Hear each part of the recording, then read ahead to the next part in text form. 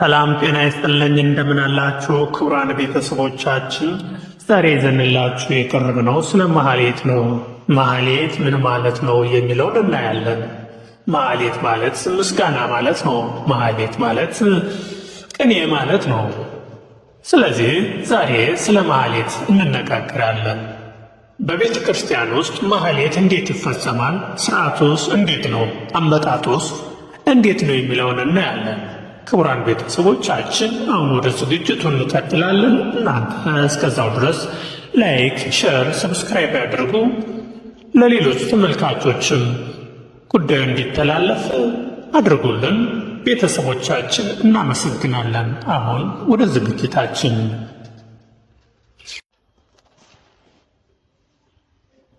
የማህሌት አገልግሎትና የሥነ ሥርዓቱ አፈጻጸም።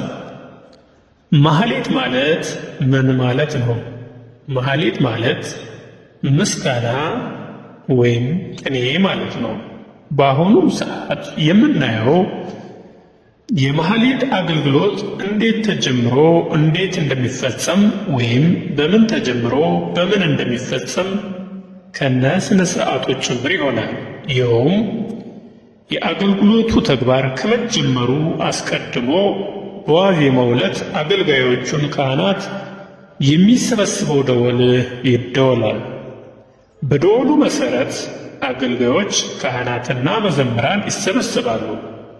እንደየደረጃቸው ቦታቸውን ይይዛሉ። መቋሚያ ይሰጣል። የቤተ ክርስቲያኑ አስተዳዳሪ ወይም በዕድሜ ገፋ ካሉ አበው ካህናት መካከል አንዱ አባት ሥርዓተ ጸሎቱ ወይም አስርቆቱ ይጀመራል ወይም ሥርዓተ ጸሎቱ ይጀመራል። የሚታደለው የኅብረት ጸሎት ታድሎ እንዳበቃ ካህኑ ቅዱስ ይላል። መዘምራኑም እግዚአብሔር ቅዱስ ኃያል ቅዱስ ሕያው ዘሕይወት የሚለውን ቀለም ተቀብለው እስከ ፍጻሜው ያደርሳሉ።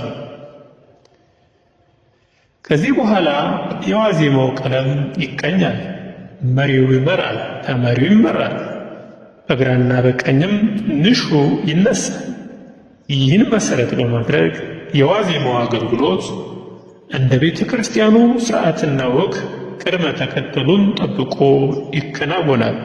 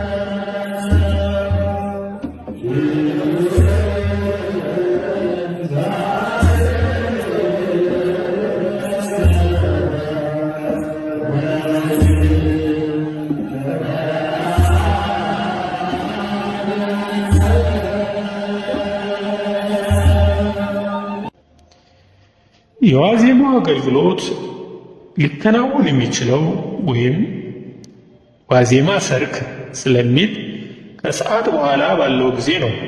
በመሰረቱ ዋዜማ ማለት ከዋናው በዓል በፊት የሚውለው ዕለት ወይም ቀን ነው።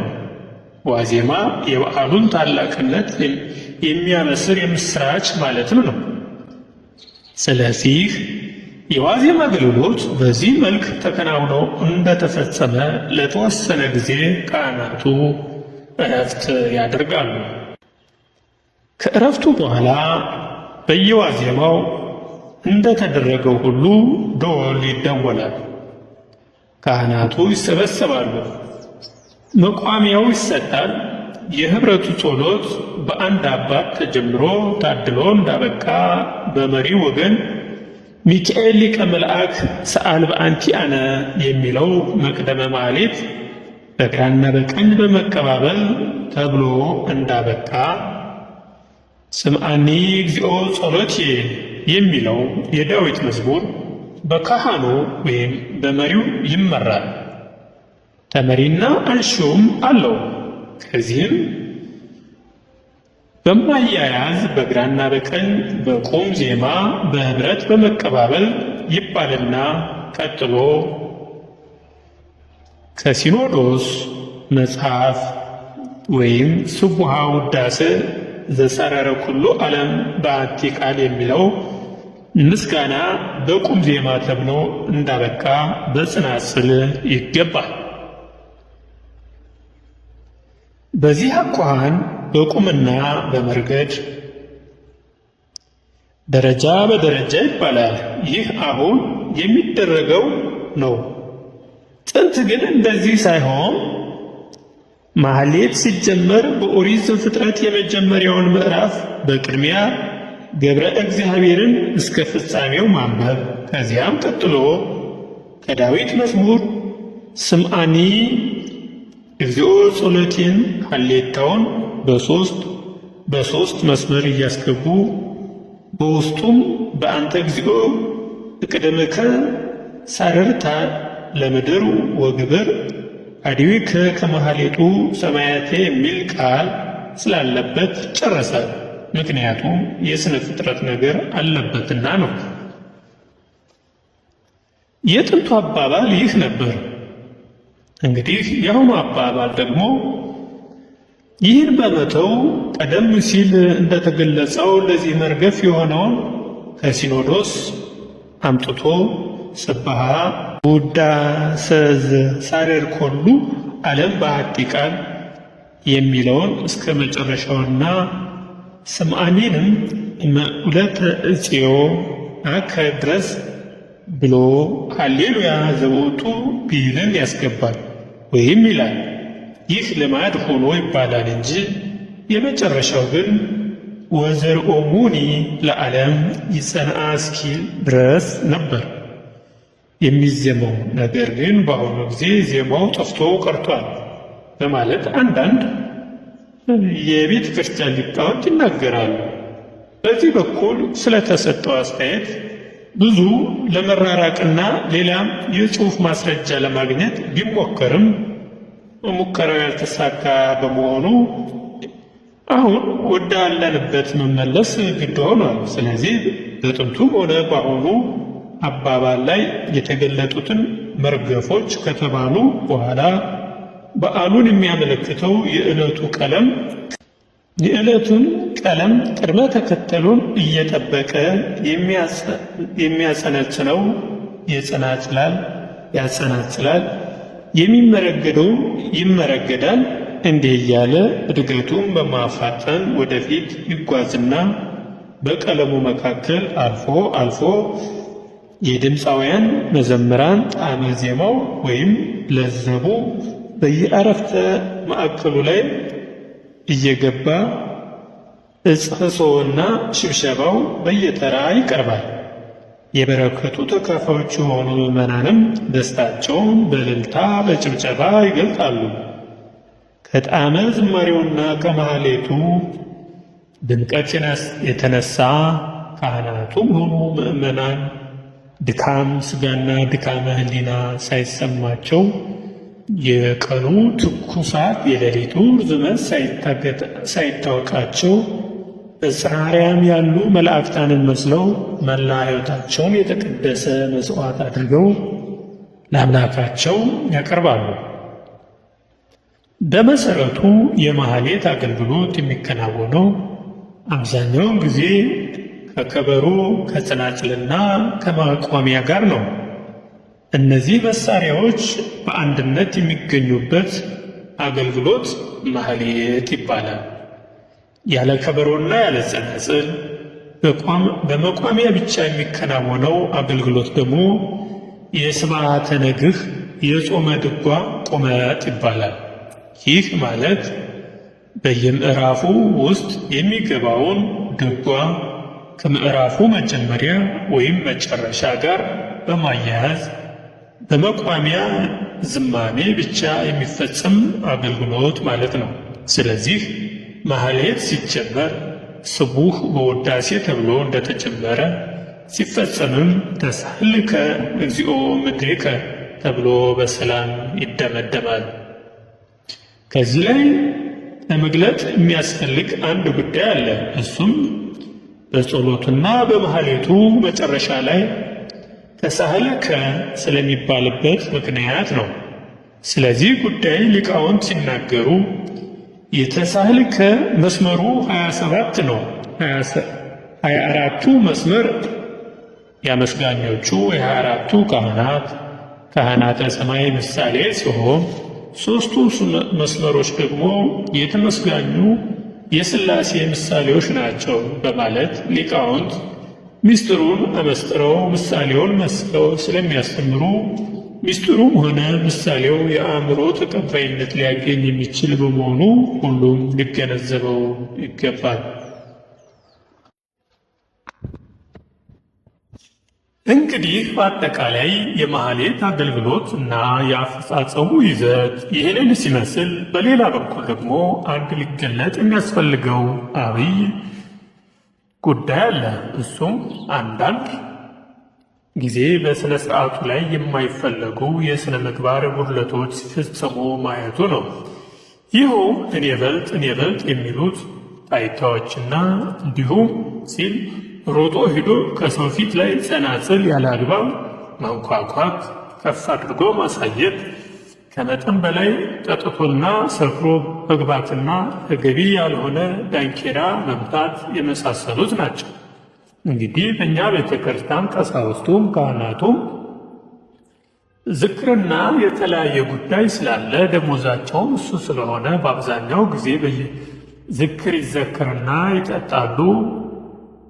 ይህን ጠጥተው ከሰዓት በኋላ ስለሆነ ማህሌት በአብዛኛው ጊዜ ጠጥተው ይገቡና አላስፈላጊ ጉዳይ አላስፈላጊ ነገር ይፈጸማል ማለት ነው። ስለዚህ ይሄ በተወሰነ ሁኔታ ሊስተካከል የሚገባው ጉዳይ ነው ስንል መናገር እንወዳለን። ታዲያ በነጭ ልብስ ላይ ጭቃ ሲያርፍበት ለባሹን ደስ እንደማያሰኝና ተመልካችንም ለዓይን ሊስብ እንደማይችል ሁሉ የማህሌቱም ጣዕመ ዝማሬ ከነመሳሪያው ተመልካች እንዳያጣና አገልጋዮችም እንዳያስነውር ይህ አይነቱ ብልሹ የሆነ ስነ ምግባር ጉድለት እያደገ ከሚሄዱና እንደ ጀብዱ ወይም እንደ ሙያ ተቆጥሮ ተከታይ እንዳያገኝ በእንጭጩ እንዲቀጭ ማድረጉን ኃላፊነት የቤተ ክርስቲያኒቱ አብይ ስራ ሊሆን ይገባል እንላለን። እንግዲህ ማህሌት በዚህ መልኩ የሚፈጸም ነው።